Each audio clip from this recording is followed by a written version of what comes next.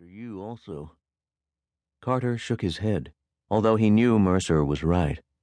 His eyes were stinging with rawness, and there was a stabbing ache in his temples, his jaws, and in the back of his neck. He had caught cold during the chilly vigil. His eyes were tearing, and he wiped them with his hand every few minutes. He needed sleep badly. He rested his head in his upright hands, massaging his face torpidly against his fingers. The contact brought a fleeting relief, but soon the points of his elbows were sore against the rough, unvarnished wood. He had a busy schedule the next day. He had classes all through the morning and into the afternoon, the first one at 8, and after that the football team to coach until dusk. His puzzlement increased at the thought of the football team.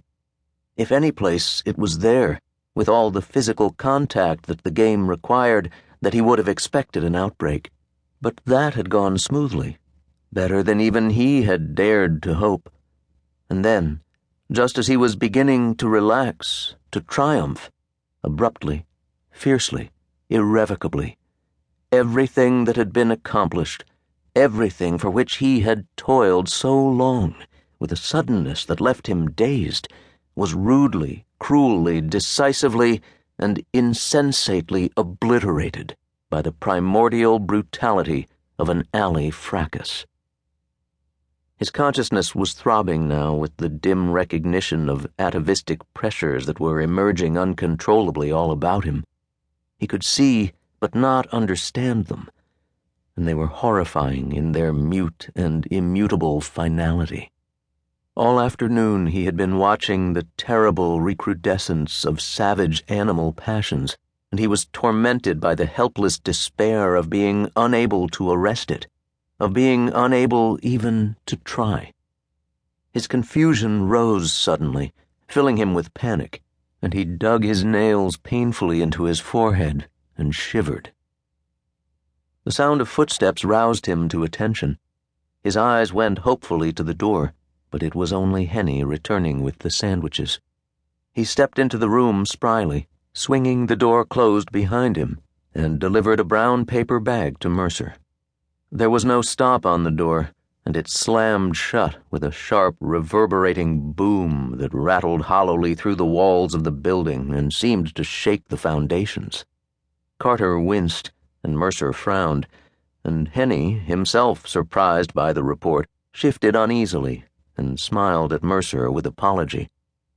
Mercer pushed a package of cigarettes to Carter and began tearing the bag along the seam, doing it slowly with very deliberate caution. His thoughts were obviously elsewhere, but the intense preoccupation they gave his manner solemnized the act, and for a moment he seemed like a surgeon making a careful incision. There were 4 sandwiches inside, each wrapped sturdily in thick wax paper. Gazing at them, Mercer spoke to Henny. He said, "Did you see Beeman?" Henny shook his head. "No, Jay. They said he was still in the hospital." "Who said?" "The man outside." Mercer sighed with exhaustion and looked up at him. "Henny, what's going on outside?"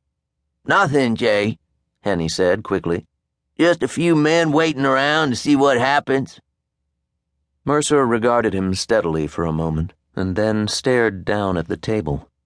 He had large hands, Carter noticed, with strong, calloused, fleshy fingers.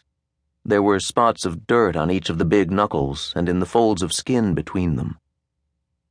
"I spoke to Whitcomb," Henny said suddenly. He glanced significantly at Carter, and then went on in an excited voice that kept rising gleefully with a shrill, whinnying, malicious hysteria. "He says we're going up tomorrow and burn 'em all out. He says we're going to get rid of 'em for good. He says it doesn't matter what happens to the Wilson boy. He says we're going up anyway and—" He might have continued indefinitely had not Mercer interrupted. "Did you let him put butter on these sandwiches?" he demanded. The sudden inquiry caught Henny by surprise, and he blinked his eyes in confusion. "What's that, Jay?" he stammered. "Nothing, Henny," Mercer said in a softer voice. "It's not important." He pushed a sandwich to Carter.